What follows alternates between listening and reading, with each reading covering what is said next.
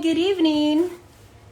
Waiting on Miss Athena to log in. I just want to give you guys a quick intro. She works for Miller Welding Equipment and she is a CWI. Hi, ladies. Yeah, we want to give her a little bit to log in. But we absolutely loved her story because it shows that, first of all, you don't only need to have, oh, there, I see you, Miss. You don't need to have, give me just a second so I can get her on here.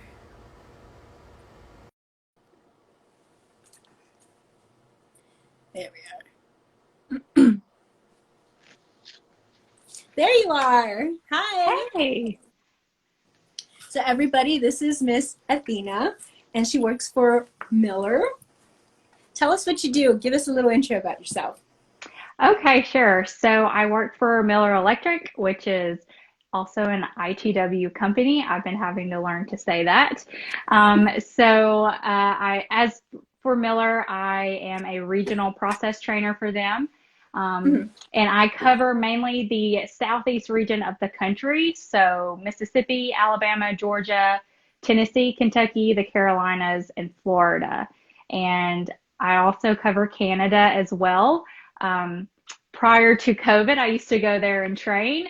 But since COVID's been happening, we've been doing this whole virtual training thing, which is still cool. But yeah, I do training on our equipment, weld processes, filler metals, and troubleshooting as well. Oh, that is so neat. So Thank tell me you. how you became interested in the welding realm and the trades.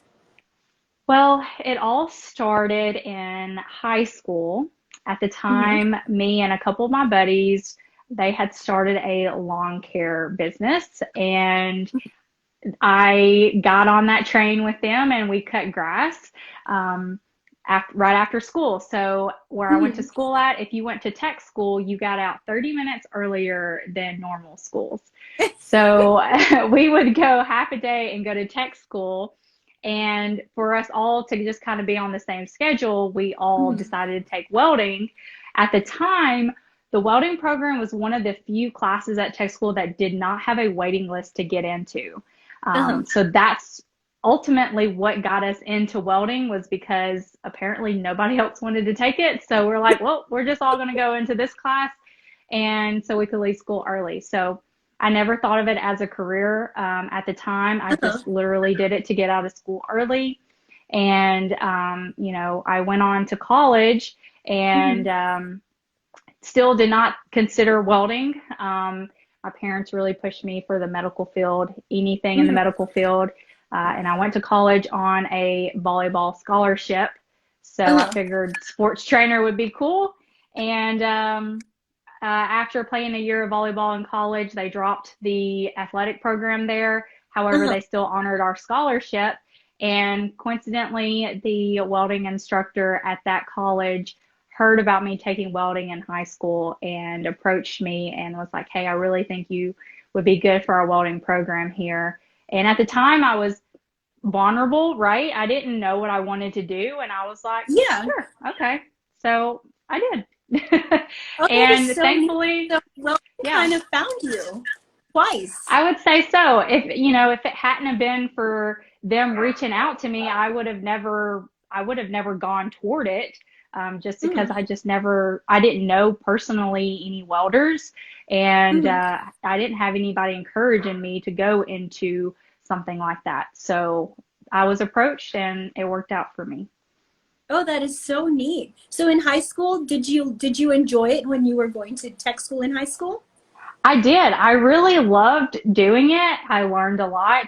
Welding was, I did welding in there, but I was actually really mean on the plasma cutter. So, Yeah. for our school, like each class had to raise money for different things, and I would cut people's names or browning symbols, all kinds of stuff out Mhm. on the plasma cutter to make money for our class. So that's what I Oh, did. that is so cool. So Yeah. I did the opposite. I totally went into the welding stuff and then learned about the plasma stuff. So I had to do stuff with like the torch and the grinder and things like the old school way. And then once I found the plasma, I was like, oh, this is amazing. Yes, I definitely had to do a lot of stuff with torches and grinders over the year as well. So That is it was so kind neat. of like going backwards, but that's okay. So, so after once you got into your welding program at college, tell me about that experience. So joining the welding program there, technically I would have been, that was my second year in college. Mhm. And so my first semester in welding, um, first semester was stick welding, and I did a lot of that in high school. Mhm. And stick welding for me came fairly natural. I mean, as far as like when I got to college, it started making more sense to me. It didn't really make a whole lot of sense in high school to me, Mhm. but I started understanding the concept a lot better. So I picked up on it really fast. And my welding instructor, within that first semester, there was a job posting inside the classroom, and he was like, "Hey, y'all should apply." And I was, Mhm. considered a freshman, right? Because this was my Yeah. first time in welding, and he just said, "You should just go ahead and apply too." And he's like, "You never know what could happen." And so me Mhm. and three other guys applied for that job, and I was the one that ended up getting the job. Oh, how exciting. Yeah, it was actually a funny story because, one of those guys was a guy I actually made really good friends with in the class. And Mhm. so me and him both made it to the next round of the interview phase, and we came in for a welding interview and had to do a welding test. Uh-huh. And at that time, I'd never MIG welded before. I'd only stick welded, and it was pulse welding on really, really thin gauge material. Mhm. And my test looked absolutely like dog crap. Okay. Had holes all in it. And, we came back and I got a call back saying I got the job. So of course I called my friend and I was like, "Hey, did Yeah. you get a call back?" And he was like, "No." And I was like, Oh. "Oh." I was like, "Well, I did. I got the job." So our teacher made a bunch of jokes in school, like, "You don't bring a female to a job with you because she's definitely going to get it." But the HR person that hired me, she said she honestly hired me because I had a firm handshake and no one else gave her a firm handshake out of the interviews. Oh, wow. Yeah, that was one That thing she must came speak, back and that told me. definitely speaks a lot about, the way you present yourself. Right. Yeah, because a lot of times, either men will give you like the limp fish handshake, and I hate that. I don't know what to do with that. Right. Or now they want to crush your bones, and I don't know what to do with that either. So, Right. well, that is very, very impressive. So, how long did you stay with that job for? I was there almost 2 years. Mm-hmm. At that job, I was welding on furniture, so tables, chairs, things like that. And a new company, a rail car manufacturing company, was being built in our area. And I was the 49th employee hired on at that place. So it was like the new big thing that was happening. They were hiring Yeah. only welders at the time. And so I got on out there. That's amazing. Well, congratulations on that. That's an absolutely amazing story. So you were telling me that you've attempted school a couple of times, kind of came back in and went out, came back in, went out. Can you tell me about that? Yes. I'll be honest, I just did a little session with some high school students this week. Mhm. School was definitely not high on my priority list of things to do in my life. I was Mhm. always good in school. I was actually my senior year, I was an A student, and Mhm. but it wasn't because I took hard classes. I took all the easy classes. Um, I just did not have that motivation. Sports was all I cared about. Mhm. And if it hadn't have been for that volleyball scholarship, I honestly don't know if I would have went to college. Mhm. But so after getting that first job in welding, I still went to school for welding at the time. I was working full time, going to school full time. And at Uh-huh. that in that period of time, I honestly was going to give it up. I was like, welding's not for me. It was in the summertime and I was in Alabama. Hmm. We were in Texas, so it gets Yes. really hot in the South. And so finally, I was just like, okay, I'm going to quit school. I just started a new job. I was working really long hours at this new job. So I Hmm. quit school. Now, as I spent some time at the place I was working was called Freight Car America, and Hmm. as I was spent some years there, they created a program where people could go back to college and they would pay for it as long as it Hmm. was a degree that would be, I would say, towards work. Like I couldn't go back to school for cosmetology, right?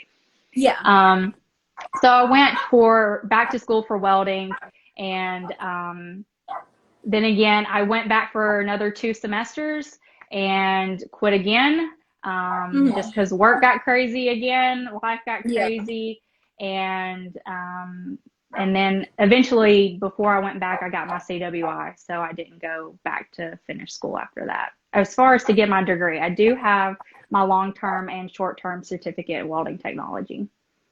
That's great. So we have kind of parallel stories in that sense because while I did attend auto tech, I never got my ASC certifications. But once I started working in the collision field, I was sent over to go get the ICAR classes and ICAR certification, which we were talking about earlier, and you told me that you knew about ICAR, which not too many people do. And so I was really thrilled when you told me that you knew about the whole ICAR stuff. So, which Yeah. leads me to the next question of what has welding and the welding industry exposed you to new things that maybe you wouldn't have seen or known about? Well, obviously, I used to build rail cars, right?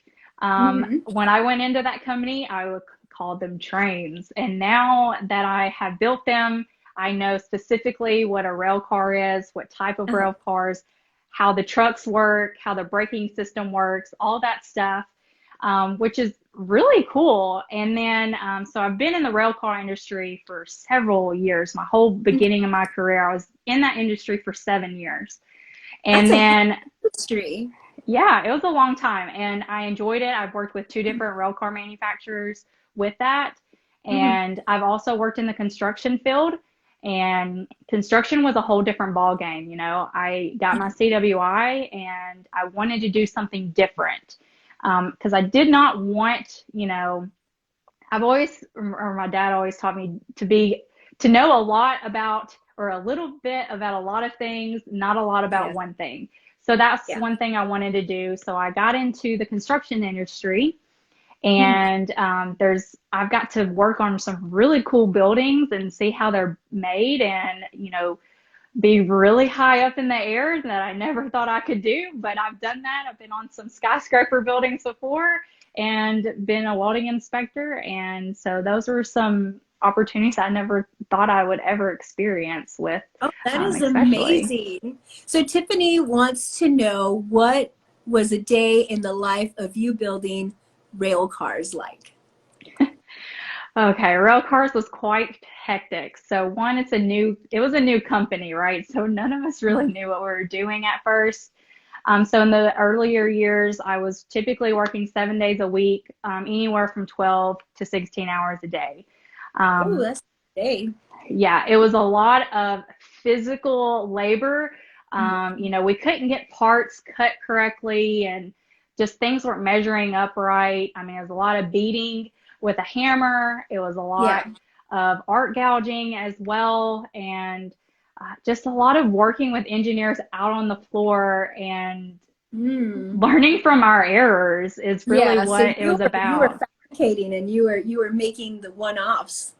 Yes, yeah, especially in the beginning. Now, Yeah. after I left that company, things were a lot better. We started making different types of rail cars, Hmm. which is really cool. But, in the rail car industry as well, I was very small. I'm a very small Yeah. person. So I was typically the one that had to go up into some really Hi, space there it is. restricted areas. So I kind of was a guinea pig with a lot of that stuff and a lot of Uh-huh. programs. Um, but leaving that company, that's initially who paid for me to get my CWI and my schooling. Hmm. And when I left, I was actually doing all of the new hire training as well.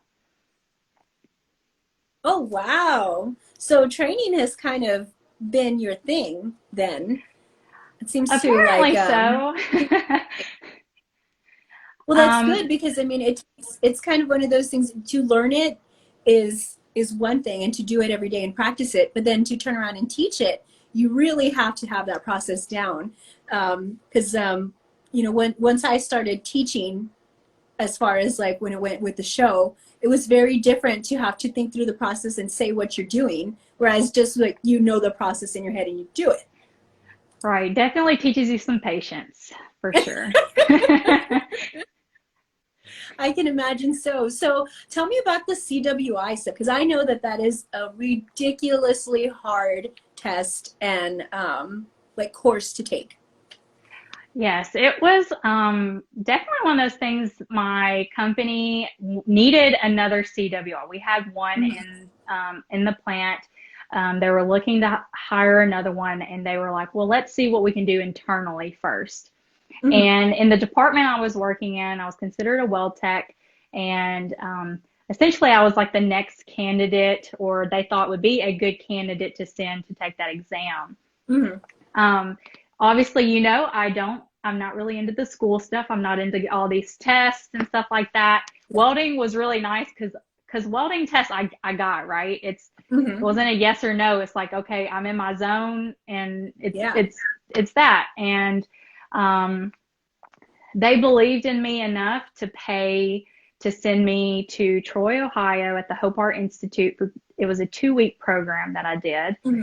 and it was a prep class essentially. And at the end of that course, back then you took the test in person, but Yeah. now they take it online. But I took mine in person, and it's a 3-part exam. So you have your practical, you have your code book, whatever code book you might be taking it to. That was Mm-hmm. another misconception that a lot of people, I didn't know this prior, but being a CWI, doesn't matter what code book you took your exam to, you can actually work as a CWI in any field. Essentially, the CWI is just a test to teach you how to look through a code book. That's all it is. Oh, It's really? all that, yeah, the test is literally asking you questions, how to find the answer. It's not made for you to memorize anything, it's made Yeah. for you to Yeah. find it. So that was one of those Gotcha. things I thought it was cool. I took mine to a D1, which is structural steel. Mm-hmm. However, I worked in the rail car industry. If I was to go into the pipe industry, I could still do that. I would just have to learn that code book. So Gotcha. it doesn't Okay. matter what you take the test to. But it does have, I passed it my first time. I was the youngest in my entire class, as well as the only female in the entire class. And only 30% of the people in my class passed it. Yeah, that is a And hard test. yeah, I've had a couple of friends that have, you know, attempted it, and you know, out of the handful, only 2 of them have, and you know, they showed me the workbooks and the curriculum and stuff, and it looks daunting. So, congratulations! Super thanks. proud of you. I was shocked because the thing about it too is you don't get your results till like a month later. Yeah. And it's like the anticipation and seeing that email and it said congratulations. It was like, oh my gosh, the weight was lifted off my chest. I could not believe I passed it. I really couldn't. Oh, that is so amazing! Congratulations again. Okay, so we talked about like your short-term, long-term certs and stuff. Um, as far as like your schooling and your CWI, is there anything that you would have changed about the way that you approach school and trade school and stuff? If Or I could go back, if I could go back, I would have definitely took it a little bit more seriously than I did at the Mhm. time. I mean, I didn't go to school just to goof around or anything like that. I mean, I did my work, um, but I Yeah. wish I had done more. You know, I wish I would have Mhm. participated in Schools USA. I wish I would have done all these extra things Yeah. within that welding realm that I didn't think I was good enough to do at the time. But now that I'm Mhm. in that environment, if I would have signed myself up for it, I would have learned how to been good at it, right? Yeah. I wish I would have took it more seriously. I do wish I would have finished. I say finished school. I wish I would have got the degree. Um, Yeah. in some ways, I mean, obviously, my history led me to where I am now, and I love where I'm Mhm. at now. But, I wanted to get into teaching a lot earlier than I did now, and they wouldn't hire me because I didn't have a degree. Um, Gotcha. so I'm a CWI and a CWE, which is an educator as well. And even with that certification, a lot of schools, they just wanted a degree to hire Uh-huh. someone. So it was kind of one of those things that kind of bummed me out because I thought I wanted to work. I thought I wanted to be a teacher like at a school. But Mhm. now I can see I can teach at a company and I get to travel and do really cool stuff with that too. So it worked out. Yeah, definitely so. I would say so. Yeah, we were talking about that and like those kind of parallel similarities that that I'm not certified in welding, that it kind of it's like the experience versus like the training, and sometimes you're out of school and they expect you to have years of training, or the other way around, you've got all of this training and experience and they want you to have the degree. But you've Hmm. made it work, and you've made yourself a good home and career at Miller. So congratulations. Thanks. So I also wanted to talk about, like, because you talked about having like traveling and being able to, train people and educate people, as well as like, kind of have like a good work-life personal balance. We were talking earlier and you said that you feel like you could have it all, family life and the work career life. Can you tell me about that? Yeah. So, one of the things I think as a female, we look at this career and we think that we're going to limit ourselves in our outside world, right? The life that we live, some sort of like a normal life, right? Yeah. We still want to have that. Or at least I still want to have that, or I wanted to have that too. Um, I am married. I recently got married last year, and Congratulations. thank you. We do not have children, and children has never really been top of my priority list. I've Mhm. never had that envisioned for myself, but I can see that I have a job now that I'm able to work from home sometimes. I'm able to make my own schedule. My company really encourages us to go on vacation, to do these things with our families and things like that. And I see a lot of my coworkers with families and kids and things. So I know that's a future I can have. And it wasn't a future that I knew that I was going to get joining or getting into the welding industry, though. But as I've seen it, I've worked with several mothers in this field as well. And some of them joined or signed up for a welding job just Mhm. so they could have good benefits. They didn't have to necessarily work on the weekends. They got Yeah. holidays off. And those were things that were important to them. And they were Mhm. able to do that because welding offered them that. I know several single moms too that needed that financial freedom. Yeah. And welding gave them that opportunity to do that too. And they're still able to be at home with their kids on, certain days and things like that, See, I where they love wouldn't that have because normally. that's definitely a misconception of the trades, is that, you work long hours, or that you won't necessarily have the family time that you need to. But then that kind of circles back around to like what everybody thinks the welding trade only is, which would be like pipe welding or fabrication and stuff like that, that require those crazy long hours and stuff. But I love that you say that, that's something that women actually are going for, that they're going for the benefits. They're going for, the financial freedom that it affords them, as well as the time. And I like that you say that you can have it all, because, as a woman, that is something that's important to all of us. We want to be able to have the choice to have the family, have the kids, and have our career. And I definitely think that you are a perfect example of that. So thank you. Thanks. Yeah. So I guess like talking about Miller, obviously Miller is a very female inclusive company, because you said that you work with various women, not only with what you do, but beforehand in other positions with them. So Mhm. talk to us about Miller as a company, as well as like their hiring process. Yeah. I always love this story because it was like my fairy tale ending with my career. It was one of those dream jobs that I didn't even know I was dreaming for, right? And, I, prior to working with Miller, I was in the construction industry. I was a welding inspector. I still really enjoyed my job. I wasn't looking for another job at the Hmm. time, but I was very active on my LinkedIn. And when I say active, I mean just posting like this is what I did today, or just encouraging Yeah. things like that, just being active. And Yeah.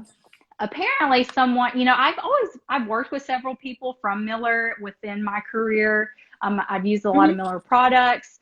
But I've never really thought of working for them, as far as like, I always thought the Miller guy was really cool. He always gave me free stuff. All right, cool. But it was just one of them things I just didn't really think that I would, that they would even consider me, I guess. And Hmm. so someone from their HR team reached out to me through LinkedIn and was like, hey, we had this job position open that I really think you would be a good candidate for. Yeah. And, on LinkedIn, you sometimes get some really weird people messaging you about jobs. Yes. But when I seen it said Miller Electric, I was like, oh, okay, let me see what this is about. Uh-huh. And so that whole process started. I had a phone interview because I'm here in Atlanta. They're based out of Appleton, Wisconsin. Hmm. And so then HR reached out to me. We had a phone conversation. And then I had another telephone interview with who are now my managers. So through that Hmm. phone interview, they asked me various different questions. One of them being, what's one thing I would change about myself? And I said the way I talk. And Hmm. that was, I don't even know why I said that. I was like, after that phone call, I was like, they're definitely not going to hire me because I said I hate the way I Hmm. talk. But they actually then flew me out to Appleton, Wisconsin. And Uh-huh. this was the first time I ever had to have a presentation prepared about me and Yeah. about the fundamentals of the company. So they actually sent me some slides Yeah. that was like, I had to talk about being trustworthy. I had to talk about having integrity. I had to Yeah. talk about, all these things that is the core of ITW. And I had to make Hmm. them about me and how I would do that with the company. I never had to do that before, taking Yeah. a presentation in and like presenting it in front of, these corporate people. Hmm. Um, one flying to a different state for an interview. Well, actually, I had done that before, but this was a little different because it was a lot farther Yeah, it's away. the dream company. It's like, yeah, Yeah. it's So when the I big bucks dressed, come to play. yeah, so I actually wore heels to my interview. I Yeah. wore Hmm. like a nice dress suit type deal. I felt like a fish out of water because I never had dressed like that for an interview. Hmm. I never dressed like that anyways, but um, you know, afterwards the comments I got were like, you could tell you really cared because you actually dressed up. She was like, we Yeah. interviewed so many other guys for this position and they just come in here like nonchalant. They don't really care. And Hmm. they could see that I wanted this job. I dressed for the job. I don't have to dress like that every day, but Yeah. they've seen that I was prepared, I guess you could say. Yeah. And but yeah, Really. that whole process of having to create a presentation and talk about these different elements of like how do I view being loyal, and how do I Hmm. view being trustworthy. Those are things that I feel like I have as a character, but to put them into Yeah. words and to tell them to complete strangers was something I never had to do before in any job. So it was an Yeah. Well, that must experience. also speak volumes when you're being presented with an offer that you feel safe in investing in that company. Because I know a lot of times when you get offered a job, you're wondering if it's the right choice, if it's the right fit. Because you're wondering if they're going to stand by you, especially in the trades, being that there's a lot of things that could go wrong. in Yeah. the industry as a whole. You know, it's dangerous equipment. You know, you'd be remote at a lot of times and traveling. You'd have to rely on a lot on to be on your own. So you want to make sure that your company is going to be there for you. And so I definitely think that that speaks volumes for the type of company you work for. So it must have felt really good to go through that. No wonder you told me that you wanted to talk about your interview and your hiring process. That's amazing. Yeah, I was like, when they sent me this presentation, I was like, I gotta do what? I was like, I've never had to do this before. I was like, normally it's just like a welding test or, all Yeah. this other stuff. And I was like, wow, I've never had to make a So did you presentation. after you're all decked out in your heels and looking gorgeous, did they make you do a welding test? No, I didn't have to do any welding. They just took my word for it. That is so neat. That is definitely neat. So what would you recommend, because this is definitely something I've been asked before and I'm not too sure how to answer. What would you recommend if you're like showing up for an interview for a welding position? What do we wear as women? I know Oh that man. I've kind of gone with you know, khaki pants or like pants that are substantial and like my work, like nice work boots and a nice work shirt. But I've never had a position to where I needed to have like a, a, dress outfit. I mean, I did, but it was definitely not within the automotive realm of things. So what would you recommend? Well, if I was going in as a welder, okay, Yeah. I would dress a lot different. Now, one, there's so many right or wrong opinions with this. Yeah. Hmm. One, you can dress really nice for the interview and bring extra clothes to change into for the weld test. You could That's a do good that as option. an option. Hmm. Or it's something that's casual enough. I would say like a nicer pair of work pants, Hmm. wearing the proper footwear, maybe having just a shirt that you can throw your weld jacket over pretty easy. Yeah. But something that you can, weld in, but still look nice in. I get it. It's really hard for Yeah, women, it's really hard to like it dress up is. without going over the top and dressing up. It It's just, is. it is kind of hard for us. That's a hard question. I've always tried to do my research. If I knew I had to Mhm. do a welding test, I have brought clothes with me. But if it was like more of a management role or something like that, that's Mhm. when I dressed up with the suit. And I've only wore heels to Miller, and it was only because my pants were too long and I didn't have time to hem them. So I was like, I gotta wear heels because, or Yeah. else I'm gonna look a fool. So, I No, I'm mean, glad you did because you looked polished and you looked, ready for that job. to be honest, heels really give you some confidence, and Mhm. I really believe that now because I was a nervous wreck, but Mhm. I was in heels, so I was like, all right, I'm gonna make myself look good in here because I'm wearing heels to do this. That is so cool. I love that. So going back to talking about like having it all and stuff, you mentioned that you're newlywed. How does your husband feel about you being in a very male dominant field? I'm sure he worries quite a bit. Mhm. Fortunately for me, he is also in the welding industry. Mhm. We have worked together before. We've worked together for 5 years actually Uh-huh. before. And, that was really nice. We got to know each other really well by working together. Mhm. And, still to this day, if, when I traveled, he'll still ask me questions like, are they treating you nice? Or, did anybody say anything inappropriate? And I'm Mhm. like, no, everything was good. I feel like in the role that I'm in now, I think that it almost demands that respect. Mhm. And, I don't know if, I've had some little comments. I've had an older gentleman, I bring donuts to class, first Yeah. thing in the morning when, I'm like, oh yeah, hey, there's donuts here, there's coffee in the back. And, Mhm. then we got started and I was like, hey, I'm your instructor. I introduced myself. And then he told me after the class, he said, I'm going to be honest. I really thought you were just the person who brought us coffee and donuts at first. And he said, but when you said you were our instructor, he said it was almost refreshing to have you. And I was like, well, I'm going to take that as a compliment. Wow. Yeah, that was kind of a compliment. I mean, I setting up for like being something like, and then he says something like that. That's neat. Right. So, that was So, definitely a worry, but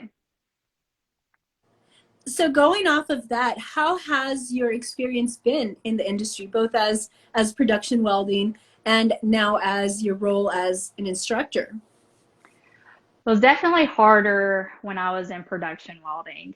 Mm, I was, well, obviously, I was just getting started. I hadn't mm, found my voice yet. I didn't really speak up for myself a whole lot. I kind of just did what I mm. was told and, clocked in and clocked out. Yeah, I didn't really speak up about my opinion as far as like, hey, why don't we try this or why don't we do this? It took me a long time to get that backbone, I mm, would say. And honestly, it took me mm, getting, you know, a new job for me to do that because it just wasn't working out with that company. And then, at that yeah, company, they did a lot for me. They sent me to get my CWI and stuff like that. And after I mm, passed my CWI, it was like, that was it. They was like, okay, you passed, but I didn't get, it was like they weren't talking about, promoting me in any way. I wasn't getting any pay increase or anything mm, like that. And I was like, mm. well, the other CWI here, they're doing this, they're doing that. And Yeah, I'm not doing anything different. Um, yeah, and it really, that was the one time. And I've always felt like, I feel like if, if I deserve a raise, they should see that and they should give that to me, right? But that's not how yeah, the world works. That's just not how. yeah. You've got to demand it. So I finally went to my manager and I was like, look, I I did this, I've done that, I've been with the company this long, I felt like I was very loyal to the company. Hmm. And I just expressed, how I thought it was unfair that, nothing changed. I went and did all this Yeah. stuff and I got this certification and nothing changed. Except, Hmm. but they were expecting more out of me, right? Because I now have this certification. And it was I say it was a come to Jesus talk. It was like a talk like either y'all are going to give me some more money or something or I'm leaving. Hmm. I obviously I didn't have nowhere to Yeah. go at the time. I was kind of bluffing, but they took it. Eventually that's when I got promoted to be the new hire instructor. I was actually called the welding coordinator there is actually what I was. Hmm. And but it did take me speaking up and demanding like, hey, I got this certification. I want to utilize it. I don't want to just Yeah. be the same person I was before. I want to do something with it. And with that does come some money. So Yeah, that, definitely. I'm so glad that you had the confidence to do that and that you found your voice fairly quickly. It took me a long time. I think I was always just super happy to be in the door, that I was a lot like you. I felt like if I worked harder, they would notice me. If I did more, they would notice me. If I got more certs, they would notice me. And of course they noticed me. They clapped for me all the way, but nobody ever wanted to sign a bigger check. And, I was always disappointed and disillusioned. Um, Unfortunately, I never asked for what I wanted. And I think that you bring up a very, very important, topic, that you need to ask for what you want. You need to ask for that raise. You need to ask for that, new job or more education. Is there anything that you would advise our ladies, when it comes to asking for a raise? I would advise, you've got to know your worth when you come in there. I didn't come in there saying, I want, $5 more an hour. I didn't come in there Yeah. saying that. I came in there, I said, this is what I'm doing. This is what I've Mm-hmm. done. And I feel like I am an asset to this company. Mm-hmm. And you should value that. And, it was just a matter of like, I'm being loyal to you. If you want me to Mm-hmm. grow in this company, you've got to give me some incentive here. Um, Yes. Now, what I have realized now since then is it actually speaks a lot to your company. You know, with Miller now, I have a review every year, and we Mhm. have to go through, we evaluate ourselves personally, and Mhm. then our manager comes through and evaluates us together. And we sit through it, we talk about it. You know, if I graded myself this number and I explain why, he tells me another number and explains why.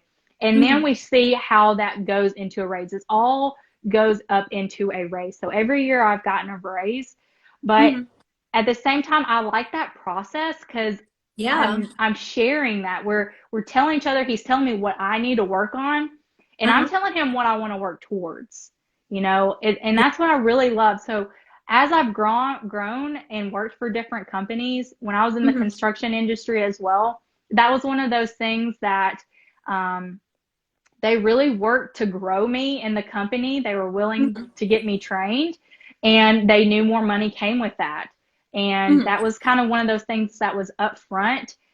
So I really think that a lot of it does depend on the company you work for. There's a lot of great companies out there, and there's a lot of not great companies out there. You just got Yeah. to find that right one. Now, it sometimes, you know, I worked for not a great company in the beginning, as Mhm. far as pay goes, but if I look on the flip side, they got me in that CWI, and that's what opened up all these other opportunities. So Mhm. you've got to start somewhere. Definitely so. I feel the same way. And to that effect, I know that both you and I were talking about like starting companies and kind of knowing where what resources to look for when it comes to pay and where you're at in like, your education level, your experience level and stuff. Is there any resources that you may have used or like maybe allies or mentors that might have helped you, kind of more or less gauge where you should be, what you should be getting towards? And kind of have helped open up the doors like that company that helped you get into your CWI? For that particular company, um, we were on a very set pay scale, and everybody knew what everybody made. Yeah. Okay, and that's not Okay. always a good thing. Yeah. Um, So in that aspect, I didn't, the resource was we all knew what everybody made. Yeah. Now, when you got into salary roles, that was a little bit different. Now, when I got promoted, so to speak, I was promoted to a salary role, but I negotiated, which is something that we all should think about too, because um, I've negotiated something with every job I've gotten hired for, you know, whether it be vacation time, whether it be Hmm. insurance. You know, one of the jobs that hired me, they said, hey, well, we don't give you insurance until 90 days. And I was like, well, I want insurance when I start. You know, that's one Hmm. of those things like Yeah.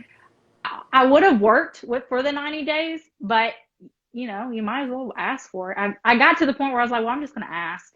Like, I don't get greedy with it. I feel like it's a reasonable ask to Yeah. ask for insurance up front. You know, I take certain medications that I need every month. So I'm like, well, I'm just going to explain to them, hey, I have monthly medications and I need to have insurance when I start. And so that was one of the things I like, love. yeah, they were like, hey, well, yeah, we can work on that for you.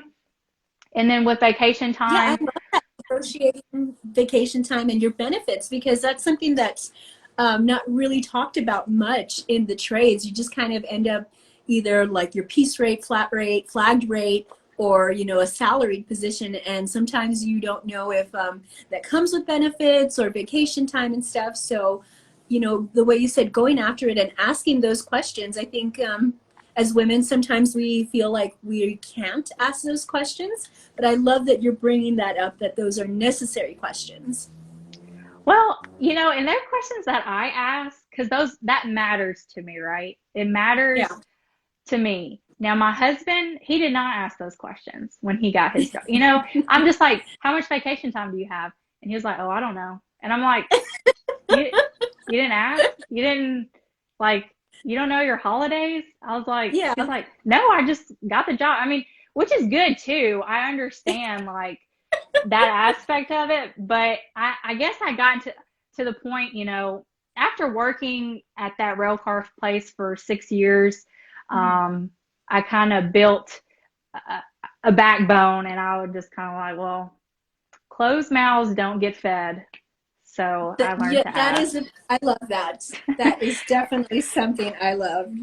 So, we were talking earlier. You have all of these great one-liners. I love the way you talk.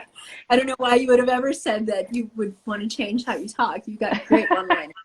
Another one we talked about earlier was talking about like male allies, advocates, and mentors. And you said that it almost takes a man to encourage you, to be successful in the trades. Tell me about that.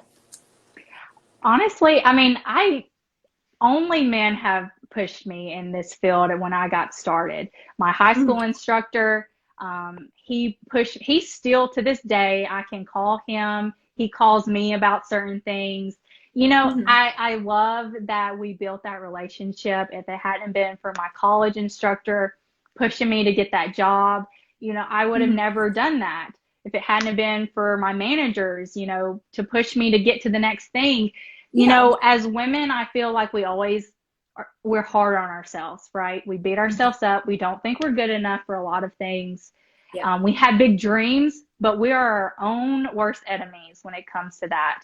Yes. And a lot of times it takes a man to see, I say an outside view. I mean, for me, it's been a man most cases because Mm-hmm. it's a male industry, so It's that's a what's male out industry. there. Yeah.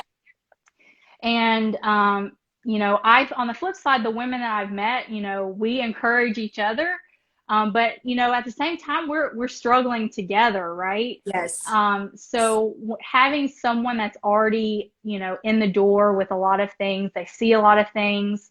One of the things that got brought up to me and a lot of the jobs I've had, they just like having a different view that a female has. A lot of Mm-hmm. things they don't think about. As women, we typically pay attention to detail. We're good at communicating typically, and things like that. And, when he said it was refreshing to see me, I do feel like I love that aspect of having that different personality in the room, Yeah. to show you light. As a trainer, I feel like I try to be as relatable as possible. And Mm-hmm. I don't try to think I know everything because I don't. And Mm-hmm. we're going to learn together, if anything. And I think that men have helped me along the way to see that. Um, and they've encouraged me to speak up for myself and things like that as well. They Right. see the need for women in this industry, and a lot of Mm-hmm. them want to help us with that as well. That's amazingly put. I really love that. Yeah, because like I've said, coming up, while I do see a big need for a lot of changes within the industry, both automotive and welding realm, with and and actually more so with just like the work industry for women.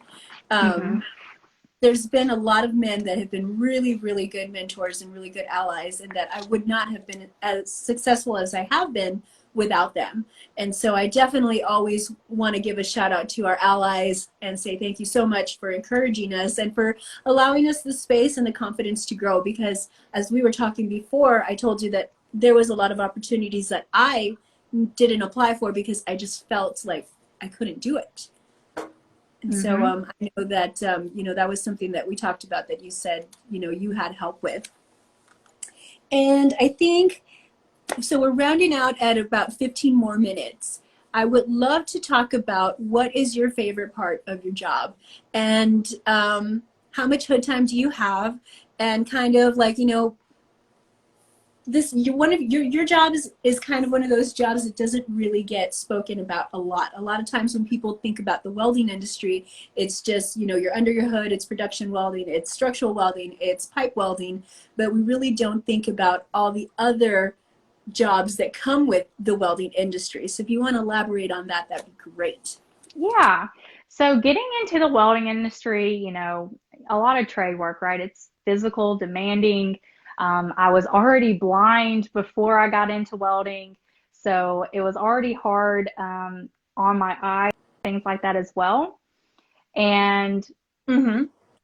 and then moving forward, I wanted to do or wanted to find a way to get out of that, right? I still loved welding, Yeah. but training really brought me happiness, right? I loved being around people. Yeah. I loved encouraging them and seeing them start from A and ending up at B, like seeing them grow, and that made me feel good inside, right? So that's Mhm. what I wanted to do.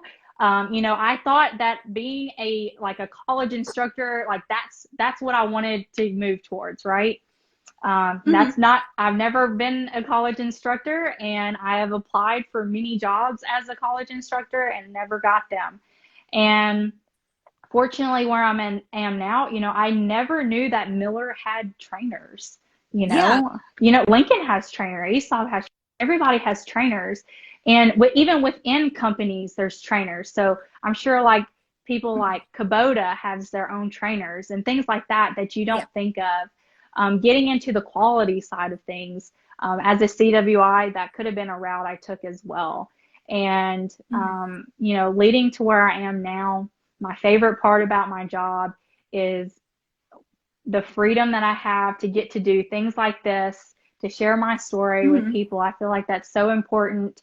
And I feel like it would be doing an injustice if I didn't do this type of stuff.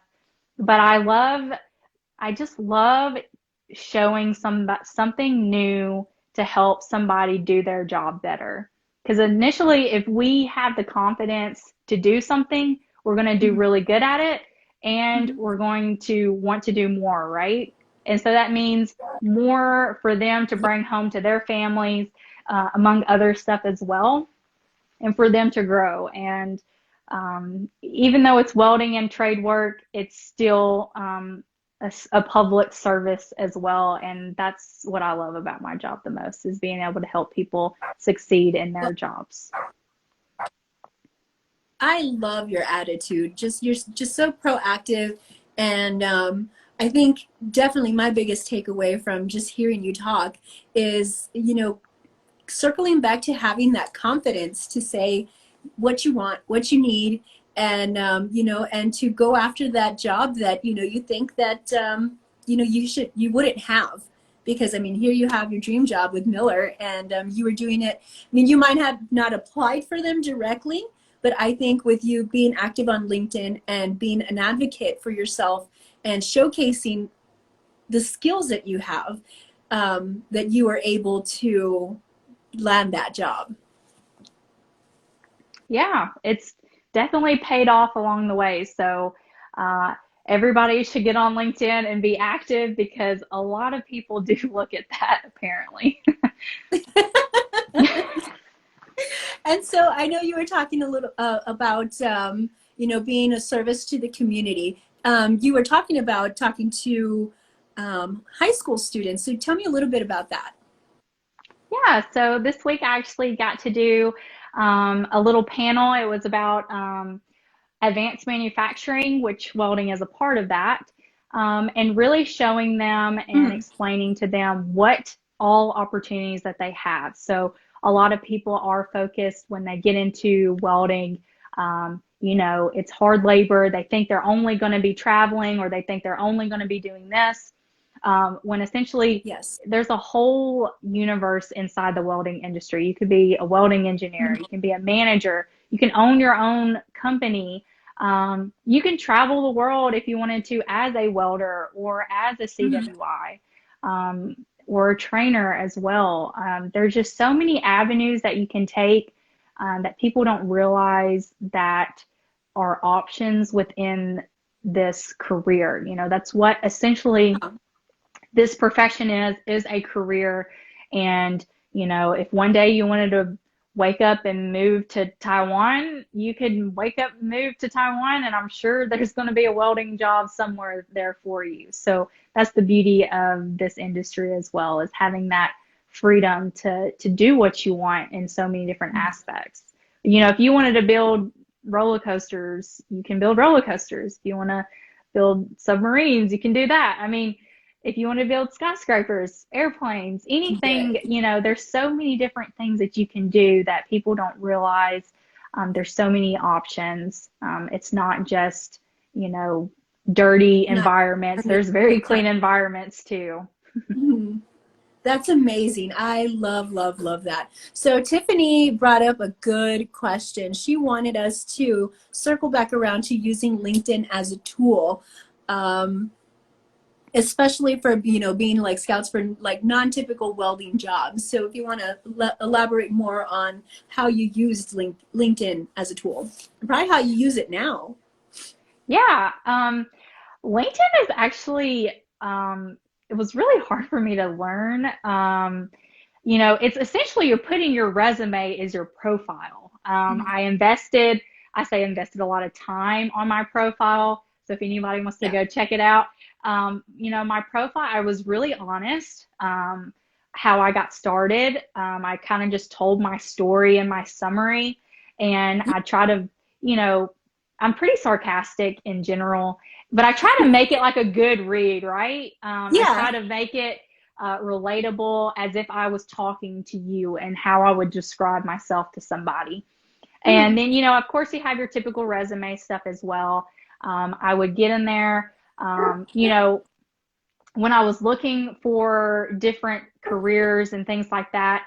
um, I was actually trying to move to Nashville. Yeah. And I was in Wilmington, North Carolina at the time, and I wanted to move to Nashville. So here I am on LinkedIn looking at everything in Nashville. I'm adding people. I'm just trying to connect with people because, networking is such a big deal. Yes. And so I'm posting on there just like a picture of me welding and just like a nice quote, Yeah. just some little things like that, or something I experienced that day. Um, I wasn't a everyday type poster. And, Mhm. if someone got a new job, I would go in and say, hey, congratulations. Just like try to be as active as I could to let Yeah. people know, like, hey, so they can say, like, oh, who is this girl right here? Let me click on that. And, it's just trying to draw that attention. And at the time, I was doing it for my work because we were Mhm. looking for, I was a third party inspector. So I had to go Yeah. out and find other jobs essentially, to see what's Yeah. going on in which now Atlanta. And so that's kind of what got me started in being active on there. And just so happened that when Miller reached out to me, of course, then I start adding everybody from Miller, right? So even though I didn't even have the job yet, I was like, oh, let me just go ahead and add these people so they kind of know who I am, and have an idea of who I am. And yeah, I just was honest on there, posted my resume. Mhm. Um, and, I've had friends do the same that was just, I say friends, my other female welder, she's done the same. Yeah. It was one of those things. She was like, hey, can you proofread my summary on here? I was like, Mhm. yeah. So it was just something nice, because as women, we're different already, right? Yes. But at the same time, as you said earlier, when you have men take a chance on you, so to speak, right? Because Mhm. a lot of times they get that misconception as having a woman in their work environment has a certain reaction to certain things. Yes. And letting them in on that to see and read that about you, I think is a nice way to start for them to look at you for that hiring position. I love that you say that, because that is definitely something that is very important to me on all my social platforms as well as on my resume.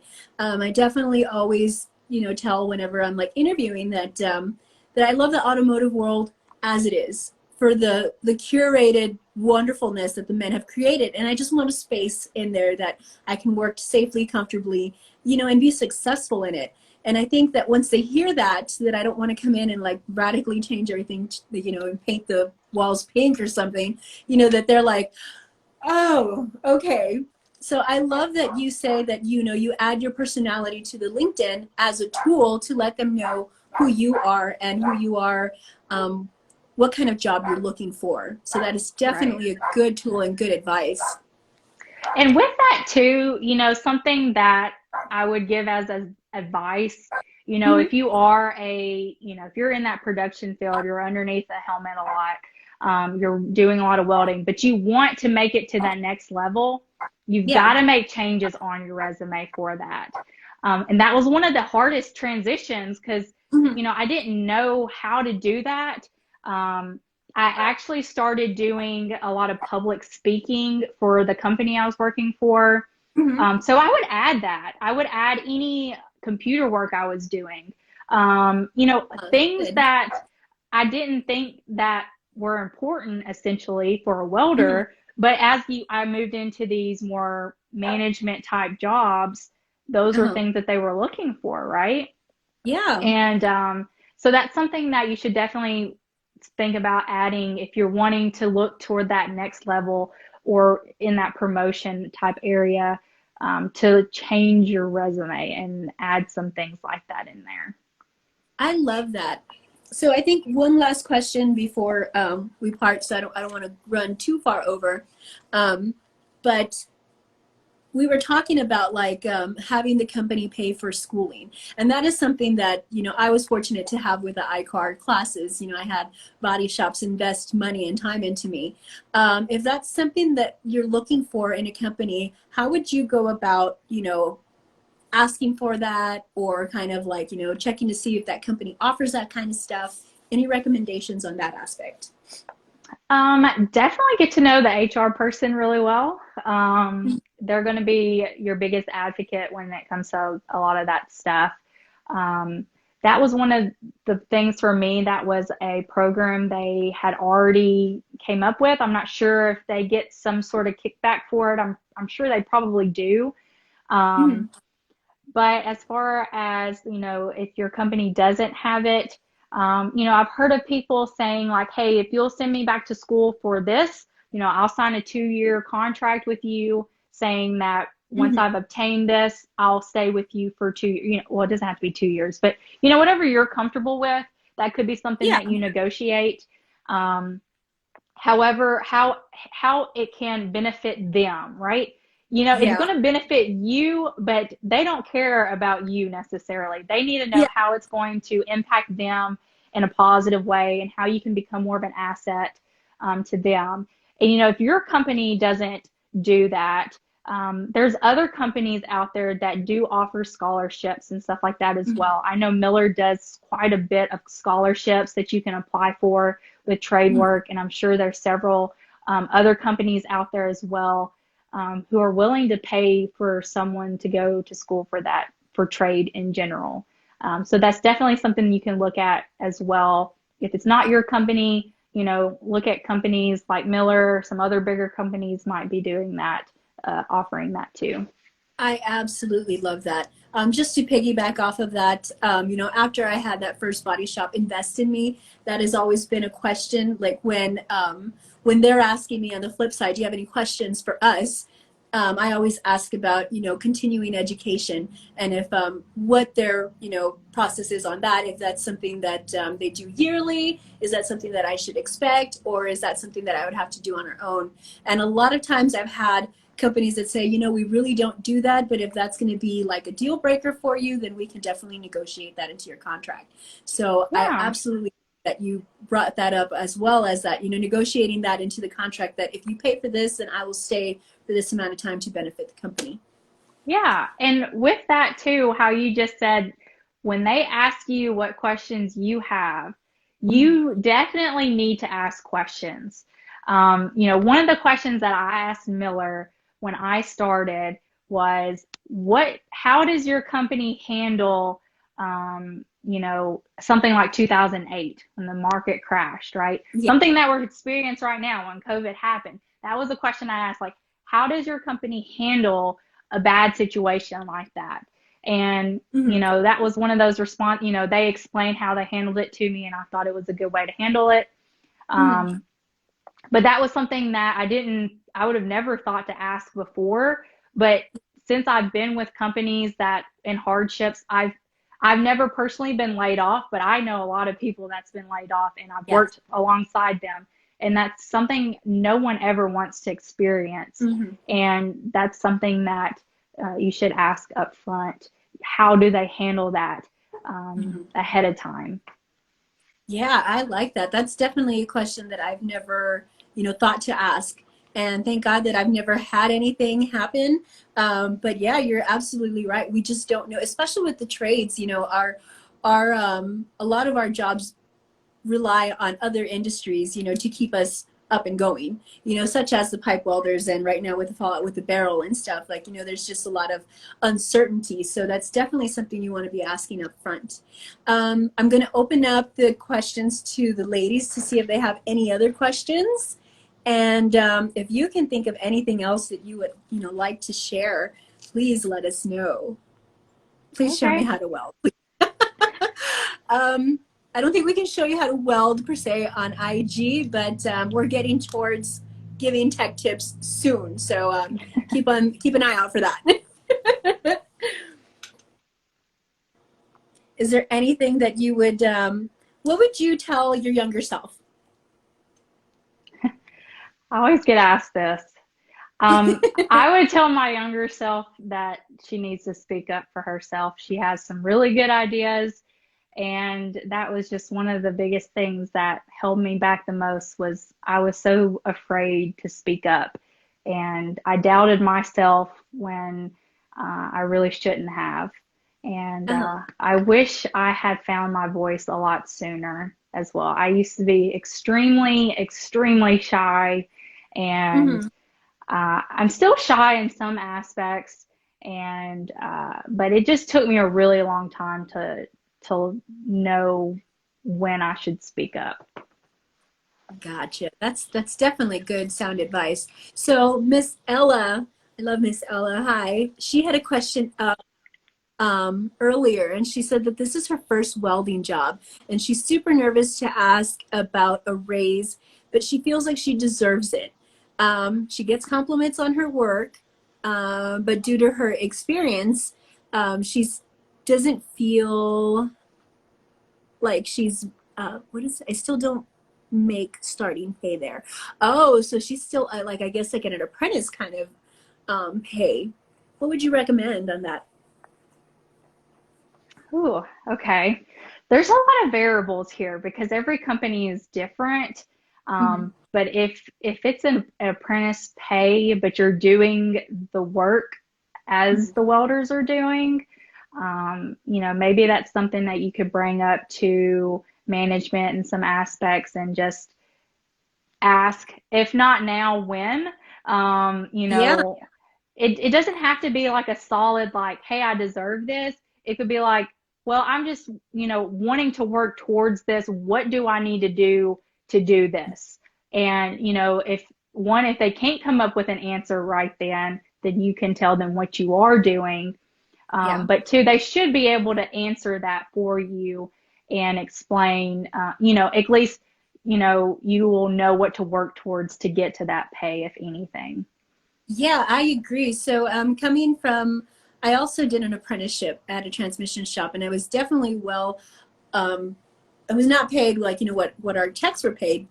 I was learning, but I think after a year and after I had acquired my own tools and kind of had already started to do the work alone, I went and revisited with my manager and told him, hey, you know what? I would like to grow out of the apprentice part of things, and I would like to work towards being a full tech. What is that going to take?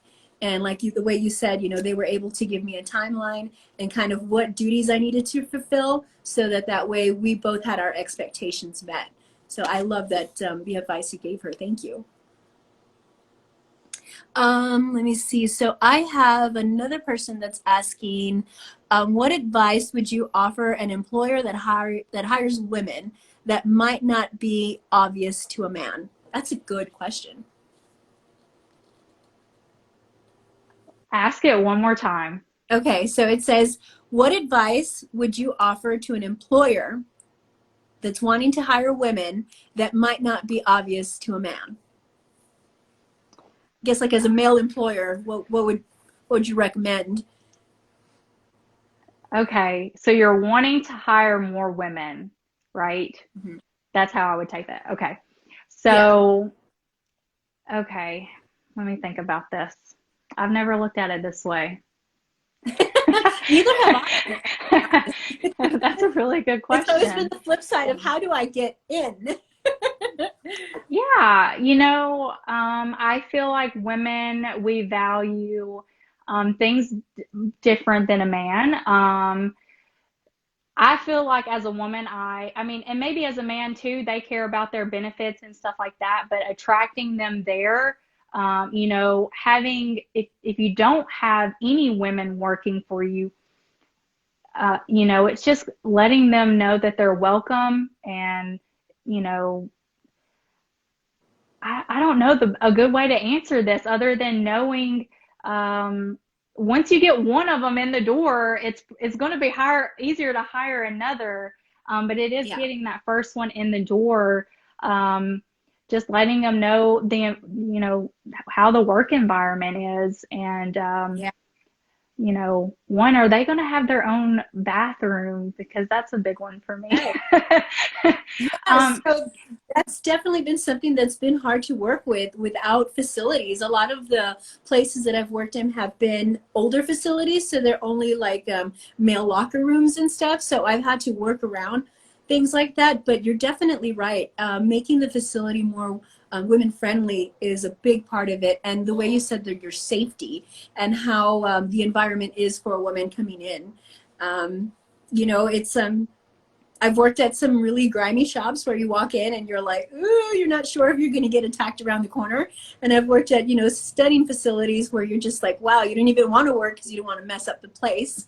But you're definitely right in the sense that, you need to have a welcoming, have those conversations with the ladies that you're attracting and say like, hey, what would make you feel good working here? And the way you said benefits, talking about the facilities and, safety and having a good work environment, I think is a good start. And thank you so much for asking that, because that is something I've never thought about. You just said you yeah, haven't either. So that's going to be yeah, something we think about for our next yeah. talk. That's great that you're thinking that, though. Mm-hmm. Well, I think that we've pretty much covered it all. I want to say thank you so much for being part of this. And, thank you so much for being such a good advocate for us. Just everything about your LinkedIn and your IG page is just so very well curated. It has a really good mix of both your personal as well as, your professional. And I just love the way that you've represented us. And so thank you for that. Absolutely. Well, thanks for having me. I really enjoyed it. This is my first live myself, so I hope to look forward to do more of these in the future. Yay! We'd love to have you back.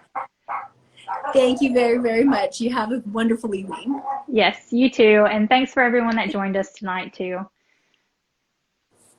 Thank you. Bye, guys.